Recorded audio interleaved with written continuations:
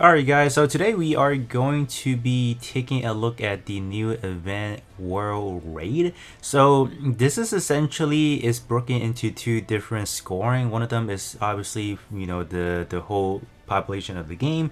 So you take into the consideration of everyone dealing damage, and then you collectively just get there's a set of reward for that. So as far as the reward listing, there is one for what is this one, the destruction reward. So I assume this one is after we hit that certain amount of damage dealt collectively, as in a way.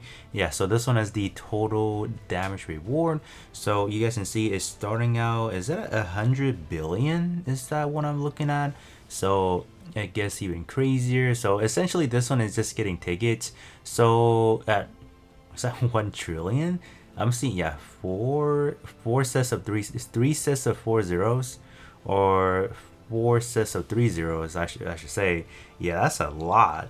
And then the grand prize, where's it at? Should be this one, I assume.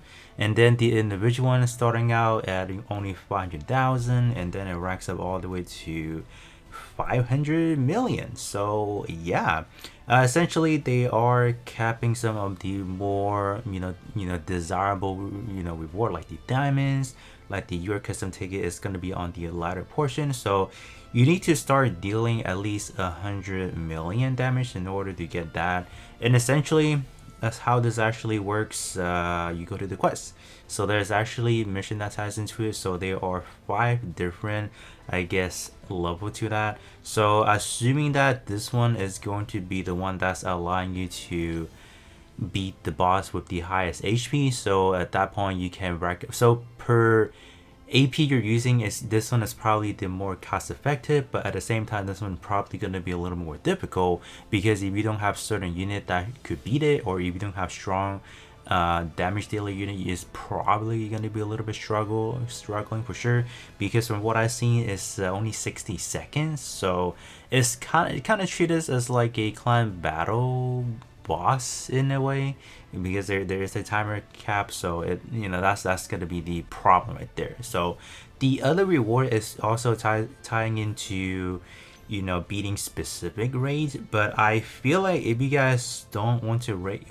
waste your resources, and simply these are something you could buy, not something that's really expensive, I probably may suggest you guys to just kind of test out the water and see where you guys feel comfortable in taking down. So you might probably start things out at raid 3, so you can kind of get a sense of like, all right, if I can beat this one, can I move on to stage 4, for example? Is this something I'm able to do? Because they also say within the event information, I believe it does not refund you the AP specifically. So if you don't beat it or whatever, I don't think you're getting that damage calculated towards your overall score. So I think it is obviously best to beat something that you can do, so something like that. So yeah, this one is to set the difficulty and do damage to the boss in your quest. When in timeout, defeat it or withdraw status, the damage dealt, yeah, will not, okay, so this one will not be, okay, so yeah, so it's really important that you guys are able to complete it, so you're not wasting your AP, because AP is something that's really valuable in terms of farming daily rainbow coins. So I definitely say that's still a little bit more of a priority in a sense, because rainbow coins comes a long way, allowing you to T5 a unit, for example. That's that obviously comes a long mile for sure, right? If we refresh this should allow us to see the total. Like, this is actually real time once you refresh it, so like that's something I do like. So without any further ado, we'll actually test out of water. So I'm gonna try the third in the middle just to see where we're at. So I'm just gonna quickly go over some options that you guys probably can use, and obviously you can't use a budding, so if you guys do want to use that, that's probably good. I think most likely people are going to be using Zeta, because Zeta is going to be the one that's having the type advantage, and then there's honestly just not a whole lot of good DPS purple running around lately. So I mean, Zeta is going to be our best option. So you can probably, I'll definitely run another Zeta probably then. As far as I guess my setup that I'm using is going to be this one, but before that, I do want to quickly go over some options with you guys. So I'm not going to be, hold up, so I'm not going to be doing this one as of yet. So these are some debuffers and buffer that you guys can be using. So I'm pretty much listing out some of the more free to play friendly. So we have some SRs. I think this one, which one is it? Ball Boy. This one actually to all allies increase projectile and beam, so if you do need a buffer, this one is a good option. But I think my only worry is how fast are you able to charge up the EX to gauge, so that could be a problem. This one is also good as well. So this one is kind of like a pseudo Phoenix in a way, the Zac Pot. So to one target enemy for 20 seconds, increase projectile damage taken, and then also for beam as well. So these two probably won't be like dealing any good damage, but I think if you do want to beef up your whole team overall, I think these two are probably a good combo, because one of them is debuffing while the other one is buffing yourself. So this is actually pretty good. The more standard option that's you're still able to do some decent damage, I think Borges Atlas is continue to be a valuable asset.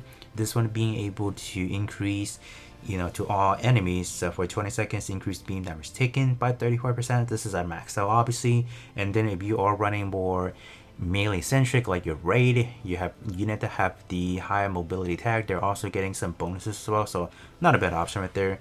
And then we have Mark 2. Mark 2 is a unit that needs further investment. P5 T5 is a must have in order to gain better percentage on that. So T5 up to 50%, so that's actually pretty bonkers already, so we have that. And then something that debuffs and also itself can do quite significant damage, we do have GPO4. This one is definitely a sleeper early on, but I quickly realized that that was a mistake. This is actually a fairly common unit that you would run into in arena and just, you know, many aspects of PvE content. So we do have that. This one pretty good. Same thing, it just debuffs, and then on the transcendent skill, it also does provide one for the physical as the projectile as well. And lastly, you guys know Phoenix is just a really powerful unit. So without further ado, I know I'm taking a lot of time explaining that, but I think we should be ready to just kind of hop in. So I am just gonna be borrowing one of my buddy's unit real quick, so I think we should be able to do quick works in here. So DPS wise, I think there's honestly not that much that I'll be recommending. Obviously we have Zeta, Gundam, and then Double Zeta, so those are going to be my options. I think Zeta is a definitive one to do good in this event, and I feel like Zeta is definitely a unit that people should have gotten a, you know, at least a copy throughout, because Zeta is the unit that came out, was it back in January or somewhere around that timeline. So it's definitely a unit that you guys probably have gotten, so that's why I feel like it's okay to include it onto the list. So we have that. Alright, so this is gonna be a ground map, huh? So I personally don't know how I feel about ground maps specifically, just because of the fact that I feel like we are going to get cut out here because there's those buildings that we're looking at. So 60 seconds out, so I'm just gonna do it at 3 times speed. I don't really mind it. We're just trying to see what's going on. Alright, so alright, so this one looks like it's pretty effortless for my build specifically. So we have that, and you know, things that I forgot to mention in terms of your build, please make sure you're equipping some DPS equipment, not your HP module for arena, because I almost was gonna run that with my arena setup, because in arena we obviously tend to use more HP base, but in this one is simply trying to use as many DPS options as possible. So this one, how much damage are we able to do for this one? Does it not tell us? Oh, 4 mil. So wow, that's 4 million. So okay, so that's kind of how it looks like. So for ourselves, individual-wise, we did that, and then okay, so we got a few already. So I feel like if you guys are able to take down at least the third phase, which is 4 million health, you guys are in good hands. Should be able to get the remainings of the diamond, right? So I think now what I'm gonna do, I am gonna try out the the 5th stage now. Supposedly this one is a recommended combat power of a 2.4 mil. So I'm gonna see if we can actually finish it within the timer. So 60 seconds. It did take me roughly about a good 30 seconds to take this down. So yeah. And then the other problem is AP, man. AP is a huge problem. So I am, for this video, for the sake of this video, I will be refreshing this because we just trying to, rack up as many attempts as we can. So alright, I gotta do one more. So I think spending roughly about 100 for me personally, I think I'm okay with that. But as a free to play, it varies, right? I think it definitely depends on what you guys are looking for in terms of this. Like, how much are you guys willing to contribute? Because there is not another specific reward for being like a top server damage dealer.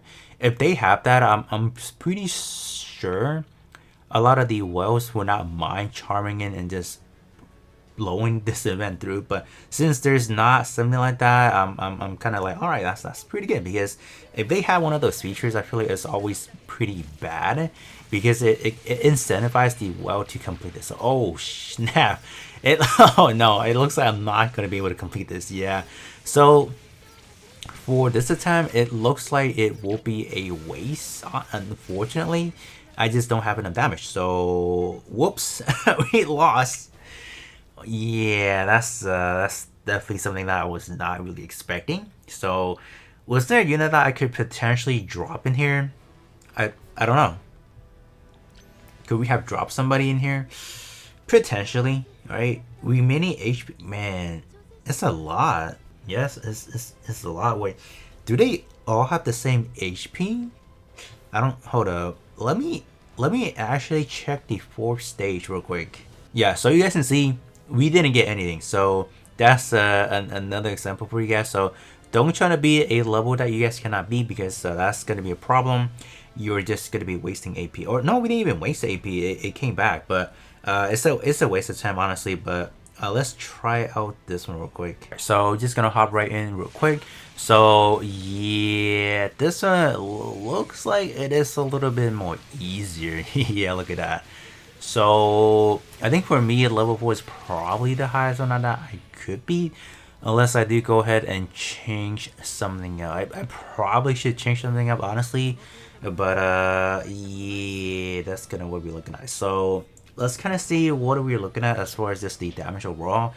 I'm pretty sure it looks like it's about the same, 4 million. That's the total health. It looks like. I don't know. I just want to quickly kind of double check that real quick. So total, oh no, it's 9. Oh wow, double that. Okay, hold up. All right, so we gotta do this real quick. So obviously with the setup, we are going to be losing out a little bit of boosting overall, because Zasabi does actually provide that little bit of a teeny tiny bit of extra damage. So yeah, I think for sure we are gonna need Sasabi in some form of fashion. But hold up, come on. Oh, dude, you gotta be kidding me. Alright, I'm gonna sub in Escanum real quick. I think Escanum should help out, so I'm gonna be back again. Alright, so I jumped straight back in. So this time around we do have our Escanum. So my Escanum, unfortunately, I did strip out some of the unit enhancement. So dude, why you gotta take damage, man? Oh brother.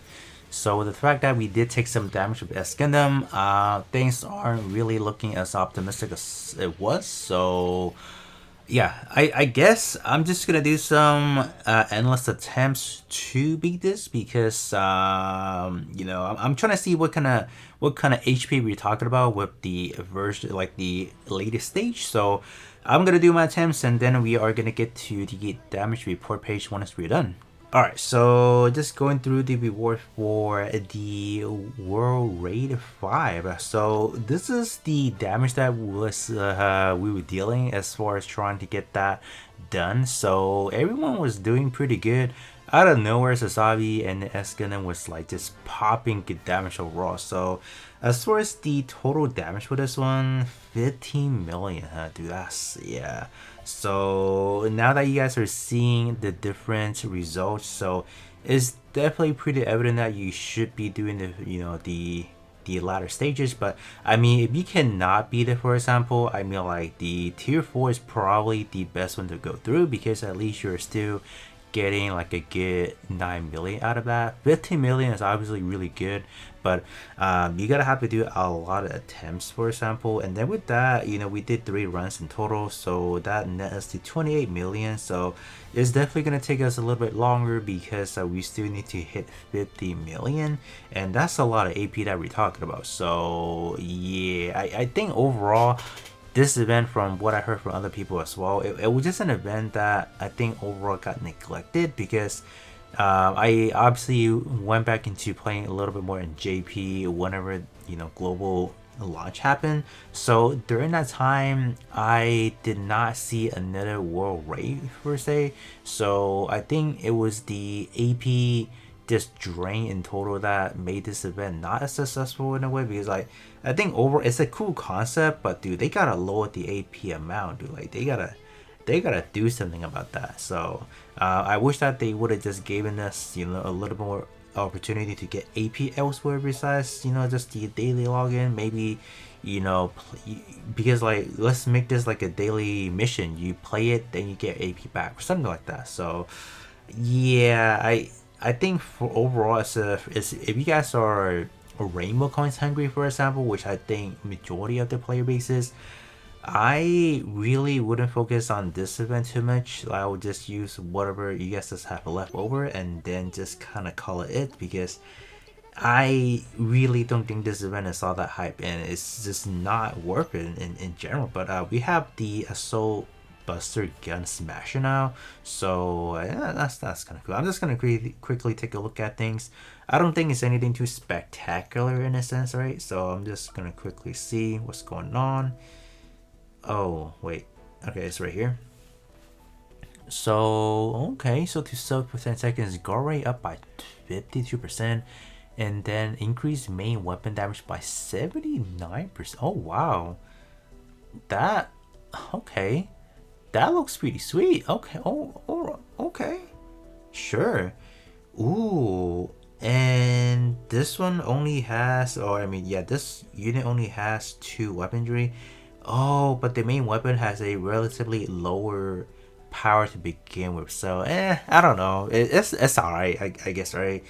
In total, if you do have this one pop, you are getting up to 100%, at least a good 100% up. So that's something. But I mean, dude, if this was flop to begin with, ooh, that would be nice. But sure, I mean, it's a good SR. You just have in the box, so we'll definitely take that. But other than that, that is going to be pretty much it in terms of the World Raid. Do definitely let me know how you guys feel about the event, and I'll be catching you guys all on the next one.